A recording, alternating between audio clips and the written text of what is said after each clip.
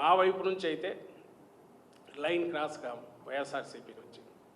ఈరోజుకి ఇంత ఇదిగా ఉన్నా కూడా ఎక్కడా లైన్ క్రాస్ కాకుండానే ఓపికగా నిగ్రహంతో 4 అడుగులు వెనక్కు వేసే. ఇప్పుడు నిన్న వీళ్ళని అక్కడ గంటన్నర అక్కడ పెడితే అది మామూలు సిచ్యువేషన్ కాదు. నిజంగా హాల్లో ఉండే 400-500 మంది వచ్చి మీద పడితే ఇంకా అక్కడ ఏం జరుగుతుంది? రణరంగమే కదా. చంద్రబాబు నాయుడు కోరుకుంటున్నాడా? ఆయన ఆన్సర్ ఇవ్వాలా.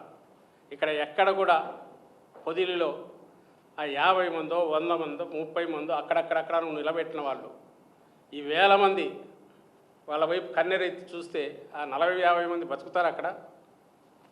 మళ్ళీ ఆ మాట అనే కేసు పెట్టినా పెడతారు. అలాగే నేను బంగారుపాలెం ఆ ఎల్లో మీడియా ఫోటోగ్రాఫర్ ఎవడో ఆ పిల్లోడు తట్టుకోగలడా? అంటే ఎక్కడైతే నీ దీనికి సంబంధించినంత వారికి సంబంధం లేనిది లేదా మీ పేరు ఎత్తితేనే కోపం చేసుకునేవాళ్ళు లేదా అసంతృప్తితో ఉండేవాళ్ళు చేరించోటో నీ మీద అసంతృప్తి వచ్చిన వాళ్ళ దగ్గరికి నువ్వు రెచ్చగొట్టే రకంగా ఇంకా 30 మంది 40 మందితో పోయి నువ్వు ఛాలెంజ్ చేస్తాడావంటే ఆ రణరంగం క్రియేట్ చేయాలనే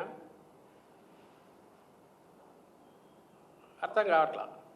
ప్రజలు గమనించాల్సింది ఏంటంటే 1000 మంది ఒక దగ్గర చేరిన ఒక 50 మంది వచ్చి రెచ్చగొట్టిన నిగ్రహంగా ఉన్న వైఎస్ఆర్సీపీ కార్యకర్తలు, వైఎస్ఆర్సీపీ సానుభూతి పరులు, జగన్మోహన్ రెడ్డి గారిని ప్రేమించేవాళ్ళు వాళ్ళ నిగ్రహ శక్తిని, వాళ్ళ మనోబలాన్ని, వాళ్ళ ఓపికను గమనించాల్సిందిగా కోరుతున్నాను.